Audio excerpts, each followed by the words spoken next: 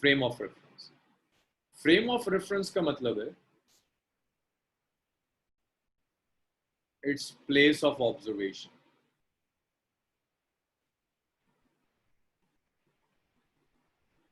जहां से भी आप ऑब्जर्वेशन ले रहे हो उसे आप फ्रेम ऑफ रेफरेंस कहोगे। लेट्स से आप ग्राउंड पर खड़े हो और ग्राउंड पर खड़े होकर कोई कार सामने से जा रही है, आप कार की वेलोसिटी, एक्सीलरेशन सब मेजर कर रहे हैं, तो आपके लिए फ्रेम ऑफ रेफरेंस ग्राउंड हो जाएगा। आप ग्राउंड पर खड़े हुए हो, सामने से कोई प्लेन जा रहा है, आप प्लेन की वेलोसिटी, डिस्प्लेसमेंट, एक्सीलरेशन, तो आपके लिए फ्रेम ऑफ रेफरेंस ग्राउंड होगा। अगर मैं आपको किसी कार में बिठा दूं जो कार मूव कर रही है और उस कार की ऑब्जर्वेशंस ले रहे हैं, कार में बैठ गए, अब आप कार से देख रहे हो कि बॉडी किस वेलोसिटी, किस एक्सीलरेशन से जा रही है तो आपके लिए जो frame of reference place of observation है, जहां से भी आप ऑब्जर्वेशन लेंगे वो आपका फ्रेम ऑफ रेफरेंस है। आप ग्राउंड पर खड़े हो, ग्राउंड की रिस्पेक्ट में कुछ मेजर कर रहे हो, तो आपका फ्रेम ऑफ रेफरेंस ग्राउंड हो जाएगा। आप किसी कार में बैठ जाते हैं और कार में बैठने के बाद आप किसी और कार की वेलोसिटी देख रहे हो, किसी और कार का एक्सीलरेशन मेजर कर रहे हो, किसी और कार का डिस्प्लेसमेंट मेजर कर रहे हो, तो आपके लिए फ्रेम ऑफ रेफरेंस वो कार हो जाएगी। तो simple place of observation is frame of reference. अब ओके सर। हम दो पार्ट्स में डिवाइड करते हैं। ये फ्रेम ऑफ रेफरेंस इनर्शियल हो सकता है,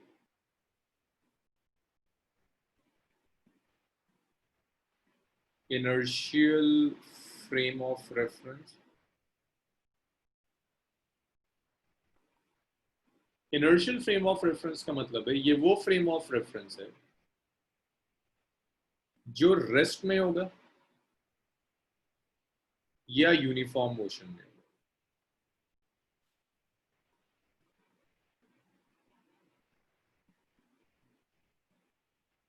तो इनर्शियल फ्रेम ऑफ रेफरेंस वो फ्रेम ऑफ रेफरेंस है जो या तो रेस्ट में होगा या यूनिफॉर्म मोशन में। समक्ष यूनिफॉर्म मोशन का क्या मतलब है?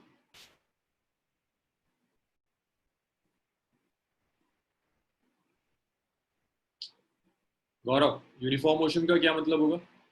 सर एक्सेलरेशन नहीं होगी। तो यूनिफॉर्म मोशन का मतलब है एक्सेलरेशन इज कांस्टेंट वेलोसिटी से मूव कर रहा है। So where speed changes with the same amount of time, Huh? with equal interval. Displacement changed by same amount. Speed doesn't change.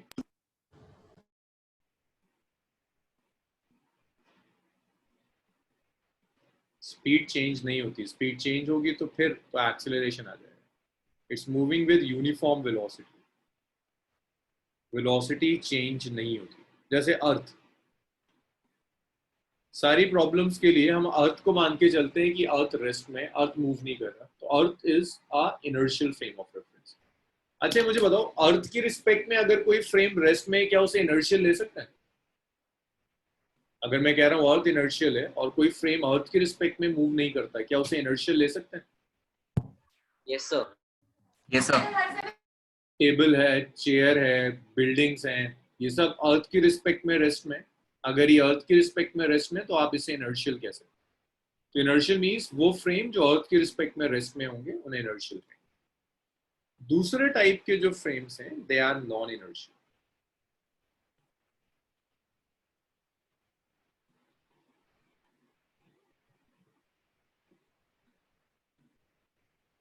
Non inertial frames. So non inertial का मतलब होता है ये वो फ्रेम्स हैं जो अर्थ की रिस्पेक्ट में एक्सिलरेट करें।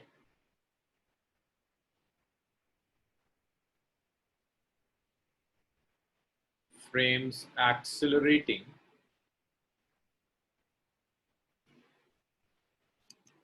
और rotating with respect to it.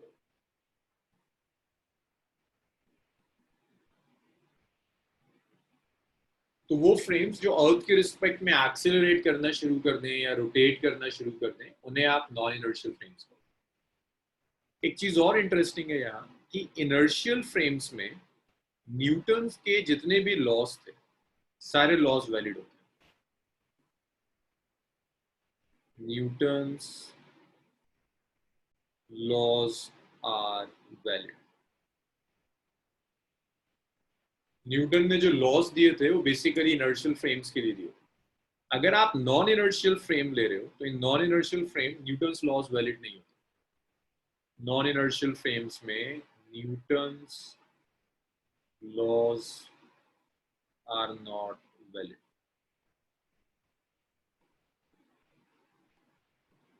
Non inertial frames में न्यूटन्स लॉज वैलिड नहीं होते। नॉन इनर्शियल फ्रेम्स में आप न्यूटन्स लॉज यूज नहीं कर सकते। तो एक बहुत बड़ा इशू है कि अगर फ्रेम नॉन इनर्शियल है, मींस एक्सिलरेट कर रहा है या रोटेट, वहां न्यूटन्स लॉज वैलिड नहीं। अगर वहां न्यूटन्स लॉज वैलिड नहीं है तो आप सॉल्व कैसे करोगे? अगर एक एक्सिलरेटिंग फ्रेम है या रोटेटिंग फ्रेम है जहां न्यूटन के लॉज आप यूज ही नहीं कर सकते, तो आप प्रॉब्लम्स कैसे सॉल्व करोगे? क्योंकि प्रॉब्लम सॉल्व करने के लिए आपको एक ही लॉ आता है, दैट इज न्यूटन्स लॉ, चाहे first law, second law, third law, इसके अलावा और कुछ नहीं आता। हाँ, ये valid F equal to m a valid होगा, फर्स्ट लॉ वैलिड नहीं होगा। F equal to m a plus कुछ और भी हो सकता है। हो सकता है आप जिस नॉन इनर्शियल फ्रेम में F equal to m a से गलत आंसर्स आए, आंसर्स गलत आएंगे F is equal to m से। सो अब अगर नॉन इनर्शियल फ्रेम्स में न्यूटन्स के लॉज ही वैलिड नहीं, तो आप क्या करोगे? To use Newton's laws in non-inertial frames,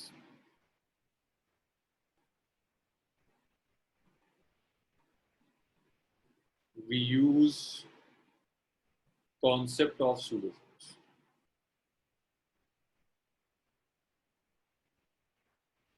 We use concept of pseudo-force. So जैसे ही आप नॉन इनर्शियल फ्रेम में जाएंगे, आप सेकेंड लॉ लगाओ, आप फर्स्ट लॉ लगाओ, आपके आंसर्स गलत आएंगे। अभी देखेंगे कैसे गलत आते हैं। सो अगर आप यूज करना चाहते हैं नॉन इनर्शियल फ्रेम्स में न्यूटन्स लॉस को, तो एक फोर्स यूज करनी होती है which is known as pseudo force. Pseudo force is not a real force, is an virtual force.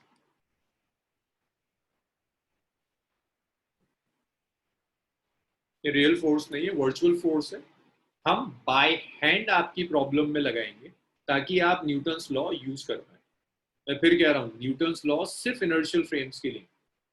Non inertial frames में अगर आप न्यूटन्स लॉ अप्लाई करना चाहते हैं, न्यूटन्स लॉ वैलिड नहीं होंगे। अगर आप अप्लाई करना चाहते हो, आप चाहते हो रिजल्ट्स ठीक आए, तो आपको सूडो फोर्स यूज करना है।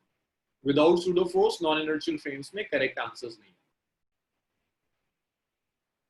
हाँ, यश का बहुत सही पॉइंट है। यश कह रहा है अर्थ भी तो रोटेट कर रही है, तो अर्थ को इनर्शियल कैसे ले सकते हैं?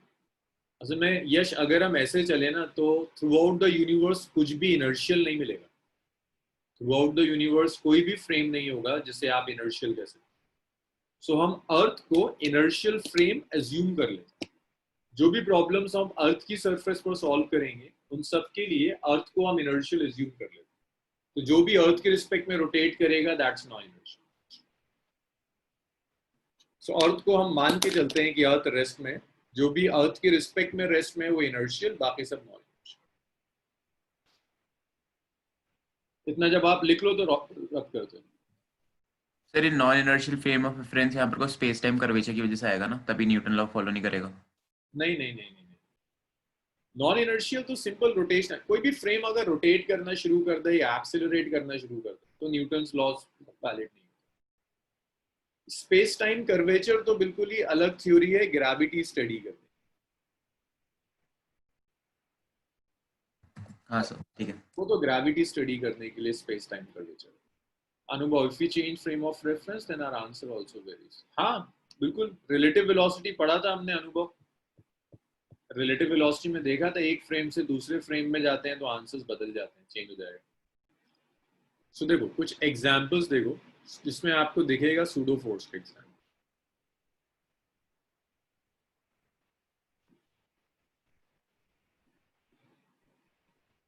मान लीजिए एक ब्लॉक है ऑफ मास कैपिटल एम। इस बॉक्स के ऊपर आपने एक बॉक्स और रख दिया, यहां आपने एक बॉक्स रख दिया। अब अगर इस नीचे वाले बॉक्स को आप राइट साइड में एक्सिलरेट करते हैं, अगर इस बॉक्स में आपने एक फोर्स अप्लाई करी to the right hand side, यहां आपने इस पर कुछ फोर्स अप्लाई करी to the right hand side, so ये जो स्मॉल m मास का बॉक्स है ये बैकवर्ड जाना शुरू करेगा। बहुत कॉमन ऑब्जर्वेशन है, अगर आपने ट्रेन में देखा हो, ट्रेन जैसे जैसे अपनी स्पीड बढ़ाती है, अगर कोई बॉक्स रख दिया, वो बॉक्स पीछे चलता चला जाता है। जैसे ही ये आगे जाना शुरू करेगा बड़े वाला बॉक्स, ये स्मॉल बॉक्स पीछे जाएगा। अब जो फोर्स इस स्मॉल बॉक्स को पीछे लेकर जा रही है, इस फोर्स को हम सूडो फोर्स कहेंगे। देखिए, सूडो फोर्स का कॉन्सेप्ट मैं दो तरह से समझाऊंगा। एक तो मैं डायरेक्टली बता रहा हूँ आपको, फिर मैं इसी को बहुत डिटेल में एक्सप्लेन करूंगा। अब आई एम नॉट श्योर कि कौन कितनी डिटेल समझ पाता है। स्कूल्स के लिए इतना काफी होता है, एंट्रेंसेस के लिए ये कॉन्सेप्ट काफी है, लेकिन यहाँ कुछ स्टूडेंट्स हैं जिन्हें बहुत डिटेल चाहिए होगी, उनके लिए मैं एक डिटेल और दे दूंगा। लेकिन फिलहाल यही समझो, एक कैपिटल एम ब्लॉक है, इस पर आपने फोर्स अप्लाई करी, तो कैपिटल एम इस डायरेक्शन में एक्सीलरेट करेगा। मुझे बताओगे कैपिटल एम फ्रेम कैसा है? Non inertial. Non inertial.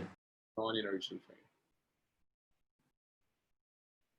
तो जैसे ये नॉन इनर्शियल फ्रेम है, ऑपोजिट डायरेक्शन में इसके ऊपर एक सूडो फोर्स काम करना शुरू कर देगी, और वो सूडो फोर्स इस ब्लॉक को धीरे धीरे धीरे धीरे पीछे लेकर जाएगी। सो ये सूडो फोर्स है जो इस ब्लॉक को पीछे लेकर जाएगी। और एक एग्जांपल देखो सर, वो जो छोटा m वाला ब्लॉक है वो तो अपनी जगह रहेगा, वो पीछे क्यों जाएगा फिर? ऐसी होता है, अगर तुम्हें तो इनर्शिया तो सर ऐसे ही कहते हैं कि जो अगर एक बॉडी है तो वो अपनी जगह रहेगी। चलो गुड, अनुभव ने सही पॉइंट उठा लिया, यहीं से शुरू करते हैं। सो अनुभव, ये इनर्शिया कौन सा लॉ है? न्यूटन का फर्स्ट लॉ है या second law? First law sir, law of inertia. तो न्यूटन का फर्स्ट लॉ कहता है जब तक आप बॉडी पर फोर्स अप्लाई नहीं करोगे, बॉडी मूव नहीं करनी चाहिए। तो अगर आप जरा ढंग से देखो, मुझे बता सकते हो ये स्मॉल m जो पीछे जा रहा है, इस पर फोर्स कौन अप्लाई कर रहा है? ये जो स्मॉल m पीछे जा रहा है, मुझे बता सकते हो इस पर फोर्स कौन अप्लाई कर रहा है?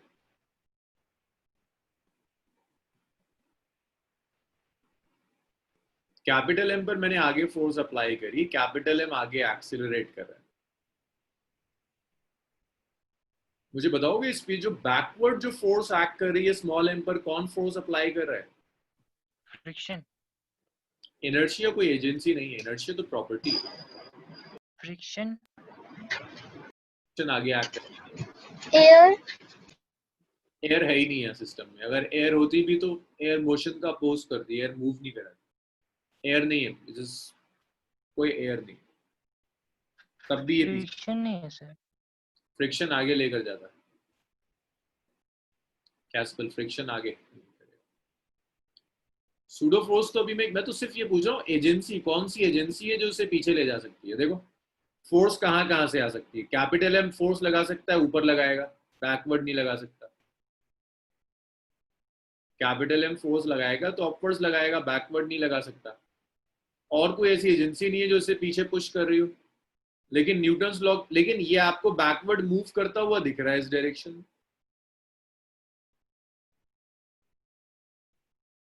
तो न्यूटन्स लॉ, हाँ जी, नहीं न्यूटन्स लॉ कहता है कि बॉडी तब तक मूव नहीं कर सकती जब तक कोई फोर्स एक्ट ना कर रही हो। लेकिन यहाँ तुम्हें बिना किसी फोर्स के पीछे जाती हुई दिख रही है। थोड़ी देर के लिए सूडो फोर्स का कॉन्सेप्ट भूल जाओ, मान लो हम सूडो फोर्स नहीं लेते, तो बिना फोर्स के ये स्मॉल m पीछे जा रहा है। कोई एजेंसी नहीं है जो स्मॉल m को पीछे लेकर जा रही है। तो यहाँ दिख रहा है कि Newton's laws of motion violate हो रहा है, Newton's first law. Yes sir. Newton's first law कहता है बॉडी तभी मूव करेगी जब फोर्स एक्ट करेगी, या तो बिना फोर्स के पीछे जा रही है। Newton's first law, law of inertia, जो किसी ने पूछा था, वायलेट हो गया सर। अब मजबूरी ये है कि न्यूटन लॉ के अलावा स्कूल एग्जाम में कुछ और सिखाया नहीं जाता है सिलेबस में, थ्योरीज बहुत हैं। तो हम एक काम करते हैं, हम कहते हैं भाई एक वर्चुअल फोर्स लेकर आते हैं, सूडो फोर्स, कि एक virtual force non inertial frame में एक्ट करती है जो इसे पीछे लेकर जाएगी, दैट सूडो फोर्स। और जैसे ही आप सूडो फोर्स लेकर आते हो, ये प्रॉब्लम सॉल्व हो जाती है। ये लिया इसको, मैं नीचे वाले को आगे पुश कर रहा हूँ, जैसे ही मैं आगे पुश करूंगा पीछे धक्का लगेगा। ये सब छोड़ो, तुम अगर बस में बैठी हो, बस एकदम से एक्सीलरेट कर दे, पीछे जाती हो? Yes sir. किसने पीछे पुश किया? सर बस ने, मतलब जब वो शुरू हुई उसके फोर्स ने? बस की फोर्स तो आगे एक्ट कर रही थी, तुम्हें पीछे थोड़ा लेके जा रहा, बस का इंजन। नहीं मतलब सर, क्योंकि मैं रेस्ट में थी ना, तो अगर फोर्स सामने की तरफ एक्ट करी थी और क्योंकि मैं रेस्ट में थी तो एकदम से वो क्या कहते हैं फोर्स हुआ, तो मैं पीछे गई। किसने लगाई पीछे फोर्स? मैं यही तो पूछ रहा हूँ, बस का इंजन तो आगे लेकर जा रहा है, बस का फ्लोर ऊपर पुश कर रहा होगा। Sir inertia. Inertia property, inertia agency नहीं है जो फोर्स अप्लाई करता है। अमित्री पीछे गई या नहीं गई है बताओ? हाँ सर, मैं गई पीछे। अप्लाई किया पीछे? सर वो बॉडी तो थी, आई मीन क्योंकि बॉडी क्या कहते हैं कांटेक्ट में थी, लेकिन ऊपर वाली बॉडी पे फोर्स नहीं लगा और नीचे वाली बॉडी पे लगा। तो जिस बॉडी पे फोर्स लगा उसके हिसाब से क्या कहते हैं, क्योंकि मैं रेस्ट में थी इसलिए मैं मोशन में आ गई। ये बहुत सही, तुम्हें इनर्शिया बहुत ढंग से याद है, लेकिन मेरा क्वेश्चन इनर्शिया है ही नहीं। मेरा तो सिर्फ ये क्वेश्चन है, पीछे जाने के लिए फोर्स चाहिए थी या नहीं चाहिए थी, बता दो। हाँ सर। किसी ने अप्लाई नहीं करी, वो फोर्स फिर भी पीछे चली गई। किसी ने नहीं करी अप्लाई, बस आगे अप्लाई कर रही है, फ्लोर ऊपर अप्लाई करेगा, बैकवर्ड तो पुश करने वाला कोई है ही नहीं। Yes sir. पीछे किसने फेंका? सर तो सूडो फोर्स ने। करते हैं कि सामने एक भूत खड़ा था, उस भूत ने तुम्हें पुश कर दिया, and that is pseudo force. That is pseudo force. का नाम घोस्ट फोर्स भी होता है, इसे कहते हैं pseudo force. Sir momentum conserve नहीं होगा ना? बोल रहे हो या फिर ऐसे ही गोस्ट फोर्स? नहीं नहीं नहीं नहीं, ये रीजन ये समझ में आया, पहले फिर बताता हूँ इसको क्यों ऐसे लेते हैं। और थोड़ा सा ना इस कॉन्सेप्ट को जल्दी खत्म करते हैं, सुनने की कोशिश करो मुझे एक एक बार। ये है नीचे वाला ब्लॉक है, ये ऊपर एक ब्लॉक रखा हुआ है। जैसे इस ब्लॉक को मैं आगे पुश करूंगा, ये ऊपर वाला जो ब्लॉक है, ये ऊपर वाला, ये पीछे जाना शुरू करेगा। जैसे ही मैं इसे आगे एक्सेलरेट कर रहा हूँ, ये बैकवर्ड मूव कर रहा है। ये जो फोर्स, और इसका सीधा सीधा प्रैक्टिकल एग्जांपल वो बस वाला केस होता है कि जब बस में आप बैठे होते हो, बस जैसे ही स्टार्ट करती है आप पीछे जाते हो, फिर जब वो कांस्टेंट वेलोसिटी से मूव करती है तब आप पीछे नहीं जाते, तब आपको पीछे कोई फोर्स एक्ट नहीं करती। वो जो फोर्स आपको पीछे लेकर जा रही है, उसका रीजन ये है कि अब वो पीछे, हम यूजुअली यही समझते हैं कि कोई फोर्स होगी वही हमें पीछे लेकर जा रही होगी, क्योंकि हम आदी हो जाते हैं न्यूटन्स लॉस के टर्म्स में सोचते हुए। बट न्यूटन्स लॉस सिर्फ इनर्शियल फ्रेम में, बस एक बार एक्सीलरेट कर गई तो बस का फ्रेम नॉन इनर्शियल हो गया। नॉन इनर्शियल में बिना फोर्स के भी मोशन हो सकता है, बिना फोर्स के भी बॉडी मूव कर सकती है। तो यहाँ जो बॉडी पीछे जा रही है किसी फोर्स की वजह से नहीं जा रही, बट परेशानी ये है कि इसमें नॉन इनर्शियल फ्रेम्स में न्यूटन्स लॉस ही वैलिड नहीं है। अगर आप चाहते हो न्यूटन्स लॉस यूज करना तो कहीं से फोर्स लेकर आनी होगी, तो आप एक वर्चुअल, एक घोस्ट फोर्स, एक सूडो फोर्स लेकर आते हैं, जो आप कहते हैं मोशन के ऑपोजिट डायरेक्शन में एक्ट कर रही है, और ये फोर्स बॉडी को पीछे ले जाती है। देखो वही जो बस वाला एग्जांपल मैंने, देखो सूडो फोर्स कैलकुलेट कैसे करते हैं, mass of body into acceleration of frame. कुछ ऐसे हम सूडो फोर्स कैलकुलेट करते हैं। सूडो फोर्स होगा बॉडी का mass multiplied by the acceleration of the frame, that's pseudo force. Mass of body multiplied by acceleration. तो याद रखना, मास हम पूरे सिस्टम का नहीं लेंगे, सिर्फ बॉडी का लेंगे। एक्सीलरेशन उस फ्रेम का लेंगे जो फ्रेम आगे एक्सीलरेट कर रहा है। अगर तुम्हारे ये कॉन्सेप्ट समझ में आया तो जरा मुझे न्यूमेरिकल करके दिखाओ।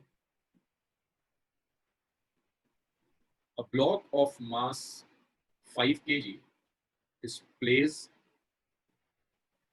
on a car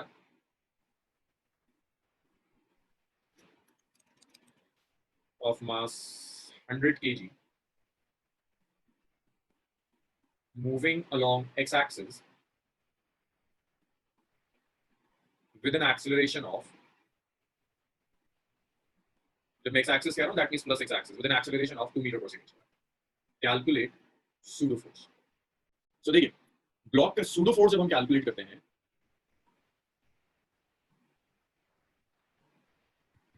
pseudo force जो होती है that's mass of body multiplied by acceleration of the system. Body का मास कितना है 5 kg,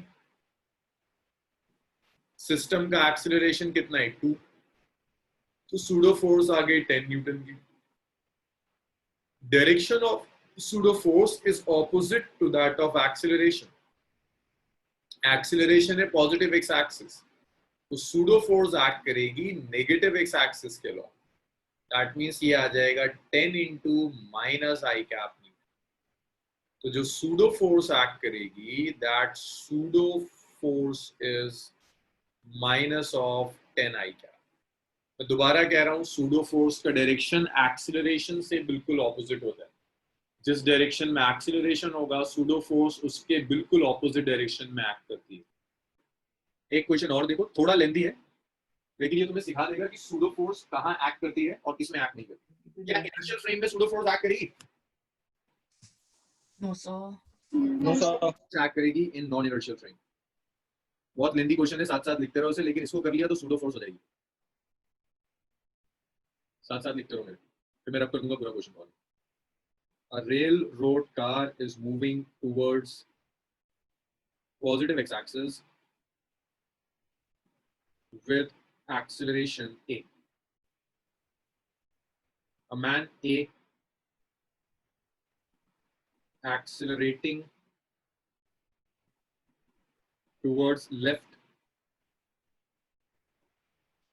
with an acceleration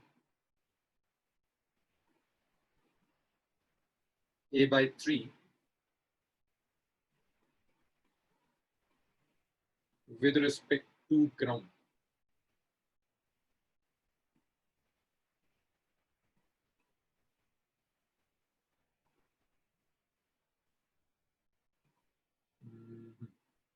Find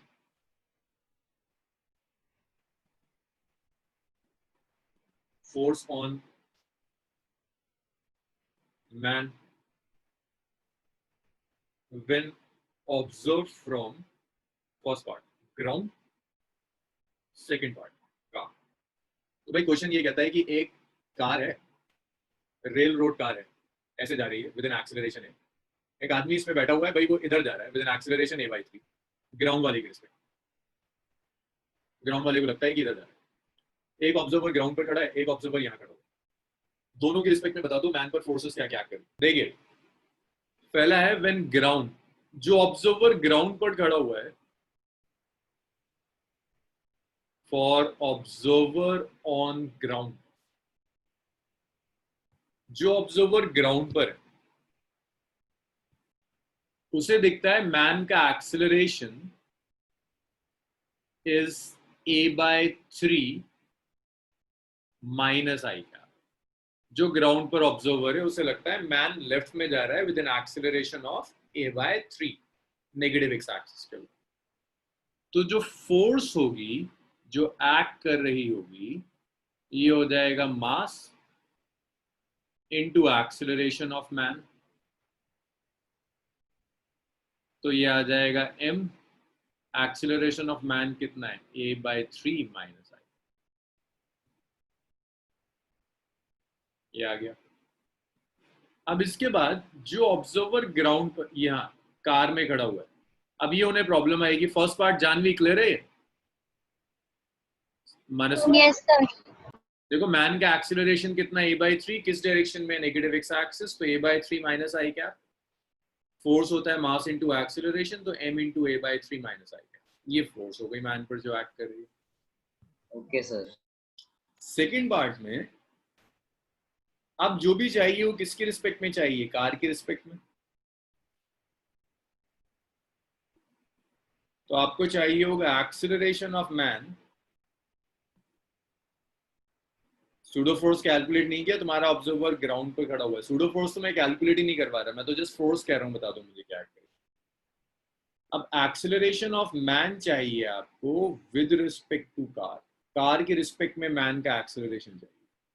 तो acceleration of man with respect to car क्या हो जाएगा? It's acceleration of man minus acceleration of car. Acceleration of man देखो,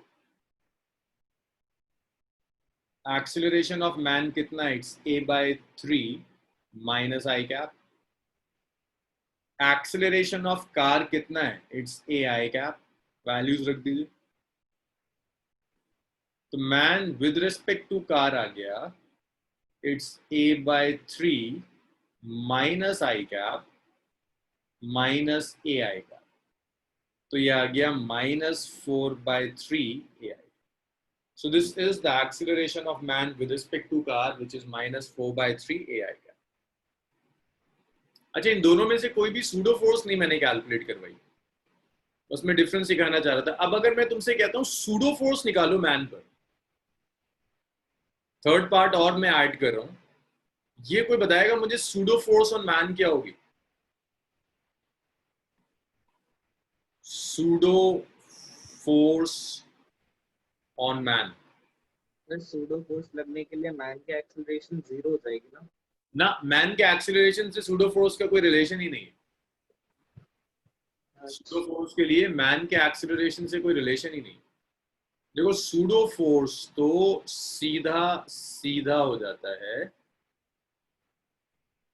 man का mass multiplied by man का एक्सीलरेशन। मत ले लेना, हाँ तिशा सही है, मैन का मत ले लेना एक्सीलरेशन, फ्रेम का एक्सीलरेशन लेते हैं। फ्रेम क्या है? कार। तो मास मैन का, एक्सीलरेशन कार का। जानवी क्लियर है ये? सूडो फोर्स में ए बाय यस कोई रोल नहीं होगा। सूडो फोर्स किस पर डिपेंड करती है? फ्रेम के एक्सीलरेशन पर। फ्रेम क्या है? Car. It's moving with an acceleration है। सर एक डाउट था, सूडो फोर्स का क्या डायरेक्शन होगा? राइट लेफ्ट कहाँ जाएगी? माइनस आई का। माइनस आएगा। सर एक डाउट था, एक मिनट आया करो। अगर ये कार राइट में एक्सीलरेट ना तो सूडो फोर्स हमेशा लेफ्ट में एक्ट करेगी। सूडो फोर्स का डायरेक्शन फ्रेम के एक्सीलरेशन का ऑपोजिट होता है। फ्रेम अगर राइट में जा रहा है तो सूडो फोर्स लेफ्ट में जाएगी। हाँ गौरव। सर अगर मैन की एक्सेलरेशन है हाँ। और मैन का मास भी है तो वो अपनी एक फोर्स भी तो जनरेट कर ही रहा होगा ना? हाँ लेकिन वो सूडो नहीं है। हम टोटल फोर्स लेना चाहते हो तो वो फोर्स प्लस सूडो फोर्स करनी पड़ेगी। सर मतलब एक ऑब्जेक्ट की सूडो और नॉर्मल फोर्स दोनों हो सकती है? दोनों से बिल्कुल। ऐसा हो सकता है ना कि बस एक्सीलरेट कर रही है, तो बंदा खड़ा हुआ है, तुम उसे धक्का भी दे रहे हो, तो उस पर तो दो फोर्स एक्ट कर गई। एक तुमने धक्का दे दिया वो फोर्स, और एक सूडो फोर्स एक्ट कर गई।